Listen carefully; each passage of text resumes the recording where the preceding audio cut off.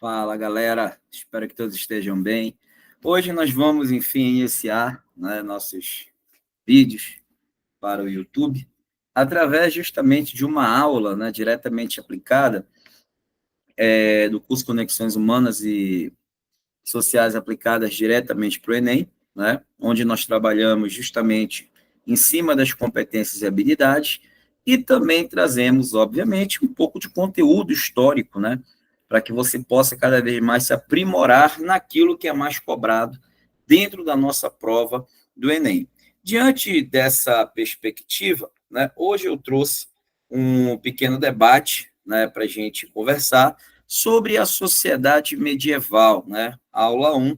Vamos ali entender como se configurou essa sociedade medieval através, logicamente, da sua prática econômica chamada de feudalismo. E nós sabemos muito bem que de economia, enfim, não tinha nada, porque nada mais era do que a relação de troca, Então, vamos começar a conversar justamente por essa competência específica da área de ciências humanas do Enem. Competência 1 era compreender os elementos culturais que vão constituir as identidades do período medieval, e a competência 2, da área 2, logicamente, que é compreender as transformações dos espaços geográficos como produtos das relações socioeconômicas e culturais de poder. E aí nós também vamos dar uma passada rápida lá na competência 4, para a gente entender, por exemplo, as transformações técnicas e tecnológicas e seu impacto no processo de produção, no desenvolvimento do conhecimento e da vida social, correto? Cultura, tá? Cultura, elementos culturais que constituem identidade, lá na competência de área 1, as transformações do espaço geográfico, Lembrem que durante a Idade Média nós não vamos ter a imagem do Estado aqui na região ocidental, nós vamos ver tudo divididos em feudos, tá? Onde vai se construir o quê? As relações socioeconômicas e culturais de poder, tá? E na competência 4, nós vamos entender as transformações técnicas e tecnológicas. Ué, professor, mas durante a Idade Média tivemos desenvolvimento tecnológico? Com certeza que sim.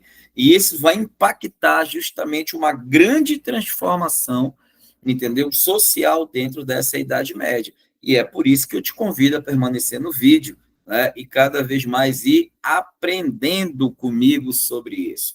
E aqui eu detalhei algumas, vamos dizer assim, alguns objetos específicos, para ti quando estiver estudando, já ir analisando, observando bem aquilo que tu vais querer, de fato, entender. Discutir as condições de consolidação do poder da Igreja Católica e sua influência no imaginário da época, refletindo sobre a reorganização do poder e a estratificação social nos feudos, bem como as formas de relações sociais resultantes desse modelo, como a suzerania, vassalagem e servidão. Caro aluno, depois vai buscar com calma, entendeu? O que é imaginário da época, o que é estratificação social, entendeu? Para ti já ir entendendo aonde esses termos se encaixam dentro do contexto. Nós vamos falar sobre eles, mas se você já quiser antecipar, estou totalmente de acordo. Analisar as condições de retomada do comércio e do crescimento urbano, refletindo sobre a diversificação das atividades comerciais e a especialização do trabalho, Destacar a revalorização da razão e do humanismo clássico, em substituição à visão teocêntrica predominante na Europa medieval. Opa! Mas isso aí já é lá na Baixa Idade Média, quando a gente estiver conversando ali sobre os renascimentos, Renascimento comercial, renascimento urbano, correto? Científico-cultural. Então, não te agonia, que quando a gente chegar lá, você vai entender totalmente isso. E, para fechar, discutir sobre o surgimento da burguesia mercantil e sua relação com as reformas religiosas e o enfraquecimento da Igreja Católica. Olha, é muito tema bacana para ser estudado, moçada. E, sem mais delongas, vamos bem aqui logo entrar no feudalismo, que vai basicamente, né? Vamos entender como é que nós vamos chegar a esse feudalismo. Primeiro, nós temos que voltar, né, justamente em 476, quando o Império Romano acaba sendo invadido, né? Invadido, depois tu vai buscar a aula, que eu vou deixar aqui também para você, sobre a queda do Império Romano, e aí você vai entender, né, os vários problemas políticos, econômicos, sociais que o Império Romano vai vivenciar na sua era derradeira, que vai enfraquecer a sua base e, logicamente, levar esse Império Romano à sua queda. Por quê? Porque o que acontece? Os patrícios, principalmente eles, né, e a classe dos plebeus ricos, eles vão sair da cidade e vão migrar justamente para o campo, iniciando um processo de ruralização do Ocidente, correto? E aí o que acontece? Aquele que era escravo, ex-escravo, plebeu pobre e, vamos dizer assim, homens livres, para não morrer dentro das cidades romanas que estavam, obviamente, né, cheias de conflito, acabam migrando para o campo, entendeu? Então, a partir daí, nós vamos ver a fusão, olha lá, tá? A fusão de heranças germânicas e românicas para a formação dessa sociedade medieval. Por isso eu coloquei aqui para vocês, por exemplo, dois termos muito comuns na hora de iniciar esse estudo, que é comitatus, tá? Que é justamente uma instituição feudal que vai vir justamente com os germânicos, quer dizer, os godos, visigodos, né? Que foram os caras que invadiram o Império Romano, que vão trazer como base dependência e fidelidade. Já os romanos, né? Eles vão trazer como instituição feudal o colonato, entendeu? Que era justamente o quê? Quando os camponeses sofriam o quê? Domínio. Então, o cruzamento dessas duas estruturas, tá, vai acabar gerando essa estrutura que nós conhecemos com o nome de feudalismo. Para aprofundar um pouquinho isso, eu coloquei aqui para você, meu caro aluno, uma ênfase, né, nesse tema. O termo comitatus tem algumas acepções, mas a principal delas se refere a uma instituição social e militar que era comum entre os povos germânicos antigos, e especialmente antes de sua conversão ao cristianismo, né?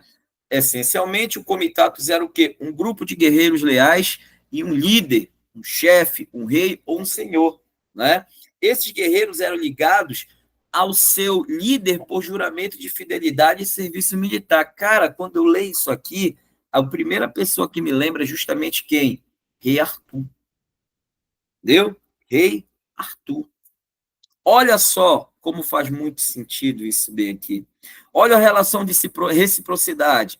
O líder oferecia proteção, sustento, alimento, armas, abrigos, né? E a partilha dos espólios de guerra. E consigo trazia também o quê? O ideal de bravura e honra. Então, a cultura do comitatus vai valorizar o quê, crianças? A coragem, a lealdade e a generosidade. E busca por glórias em batalhas. Olha só como as coisas vão se encaixando com essa sociedade medieval, né? Olha como as coisas vão se encaixando quando você vai estudar, logicamente, com quem entende, né, de historiografia, que é justamente o professor Alex Santos, do curso Conexões Humanas e Sociais Aplicadas ao Enem. E olha o colonato, né? No contexto do Império Romano tardio, o colonato era um sistema de produção agrícola e uma relação social que se desenvolveu nos últimos séculos do Império. Caracterizava por quê? Pela ligação de trabalhadores rurais, no caso os colonos, à terra que cultivavam. Esses colonos não eram escravos no sentido clássico, mas também não eram completamente livres.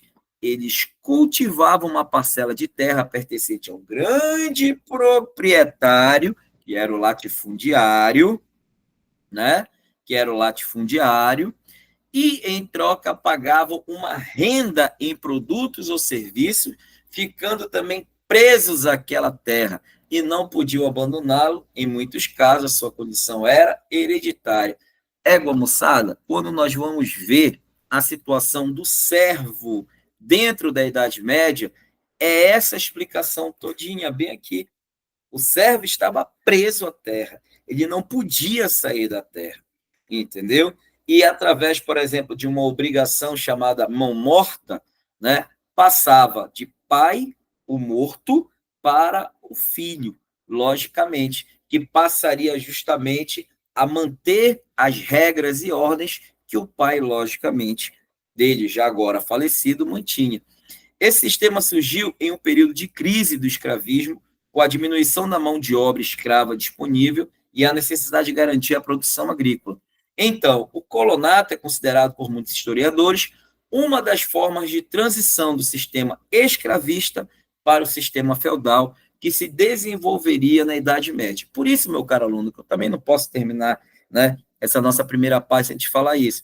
Muito de nós, eu me incluo também, porque quando eu estava, né, no curso de História, até mesmo na escola, no ensino médio, eu acreditei que acabara o Império Romano e nascera o feudalismo. Não.